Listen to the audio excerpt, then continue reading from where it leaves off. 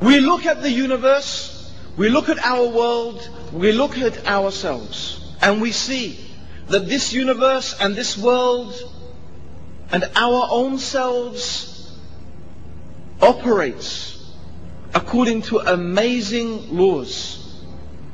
The most intricate and complicated and beautiful systems. The human brain is infinitely more complex and has a huge and really incredible, greater computing capacity than the world's fastest supercomputer. There are more connections in our brain than there are atoms in the universe. This is just a human brain. We look at the stars, the alternation of the night and the day. We look at our eyes, our liver, our heart, our kidneys. We look at the symbiotic relationship between the creatures, and not only the creatures, but the creatures, the animals, the insects, and even the sun and the air, and we find everything working according to a system. Now, human beings, our experience tells us that when we see the simplest thing, a pen, we know someone made this pen. Do you have any doubt that someone made this pen? Have any doubt? How about my mobile phone? Did someone make this? I think you're more sure that someone made the mobile phone than the pen. Yes? What is my mobile phone made of? Do you know what it's made of? Essentially two things: sand and oil. Yes. The silicon chip, yeah, is from what? Sand. And plastic comes from oil. And I happen to have a case here made of leather. Okay? So let's say a dead animal. So in my mobile phone here, I've got sand, oil, and a bit of a dead animal. Okay? Which place in this earth has lots of sand and oil? Name me a place. Okay, Saudi Arabia. Lots of oil and lots of sand. No, this was not made by anybody. I was walking along one day in the desert of the Saudi Arabia, and I found this mobile phone sitting there, and it's a product of chance and coincidence. The sun was shining, the oil was spewing, there was maybe a volcanic explosion, the lightning hit it, and after millions and millions of years, this mobile phone formed itself just by coincidence out of the sand and oil. You believe that? You believe it? Does that make any sense? Is that even a fairy story? It's not even you couldn't even make a fairy story out of that. It's so stupid. Yet people want to tell us that this universe, that you and me, that the animals and the trees and the sky and the moon and the stars and the sun, they are a product of coincidence.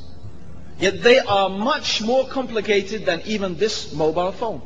So how can a human being ever feel at peace when they have such a stupid, ridiculous belief? How? Because in the back of their mind they will always know that this is impossible, that they are fooling themselves, that this is so unlikely and so improbable. But they have staked their whole life on it, and they have built their whole existence on the idea that there's no God, this is just a product of chance and coincidence. When I die, the worms will eat me, the dust will eat me, that's it. How can anyone have peace thinking something like that? It doesn't make any sense. But it does make sense that when we look at this amazing universe, to think that and to understand that there must be something that is so wise and so powerful and so intelligent that has created this universe and that has organized it and sustains it. And also, it is sensible to understand the thing or the being that created this universe cannot be the same as the universe. It can't be the same. It can't be a part of the universe. It can't be the same as the universe. If there is some being that created this world, then that being, we would say, if it's part of the universe, would also need a creator. So it's not truly the creator. Sure, the mobile phone has been made by a human being. But if the mobile phone needs a human being to make it, the human being is even more in need of a creator. So the creator must be something different. It can't be the same as the universe. The creator must be something without a creator, without a beginning, without an end, everlasting. And there cannot be two creators. How could there be two creators? If there were two creators, the world and the universe would not exist. It would be confusion. It would be chaos. And in fact, the more we look at the universe, and the more we study the universe, in fact, what becomes amazing is that the whole universe has this underlying unity.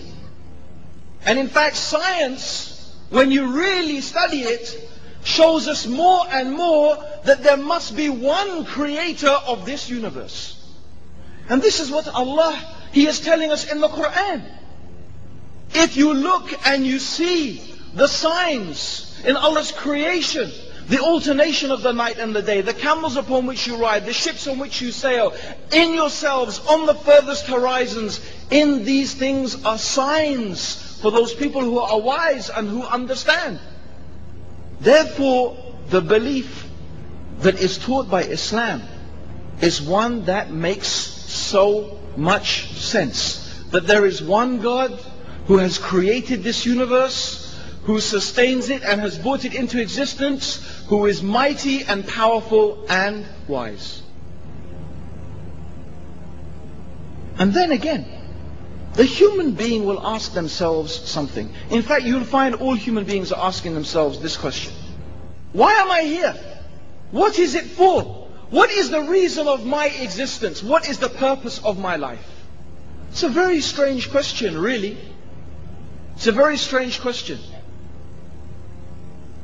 If I ask you, for example, what is your eye for? What's the eye? What is it for?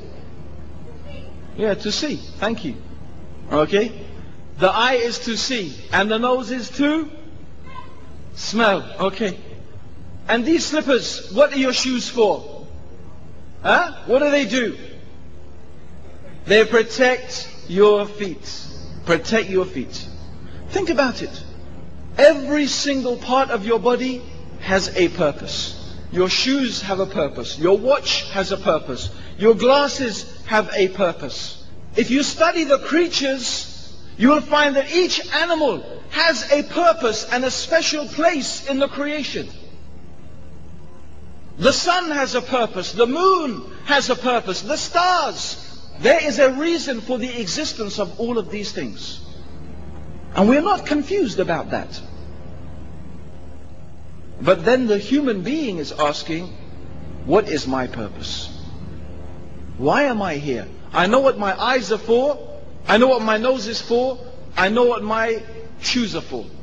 But me, I don't know what I am for. I don't know the purpose of my life. Huh? So, how can a human being ever be at peace when he knows his shoes have a purpose? His glasses have a purpose. Huh? My eyes have a purpose, but me, I don't know what's my purpose. Will you be happy? Will you be happy? I don't think any human being can be happy like that. Thinking that they are more worthless than the pen they write with. Because the pen has worth. I know what it's for. Me, I don't know what I'm for. Now if we want to know the purpose of our life, and we want to know the reason for our existence, from where are we going to get this knowledge? From where are we going to get this information? We could become like the philosophers, sit and think and think and think and think. But if you study philosophy, you will find that every single philosopher came up with a different idea. Every philosopher came up with a different idea. Whether it's Aristotle or Plato or Descartes or whoever they may be, they came up with all with different ideas. What's the purpose of life? Some of them even maybe there's no purpose in life.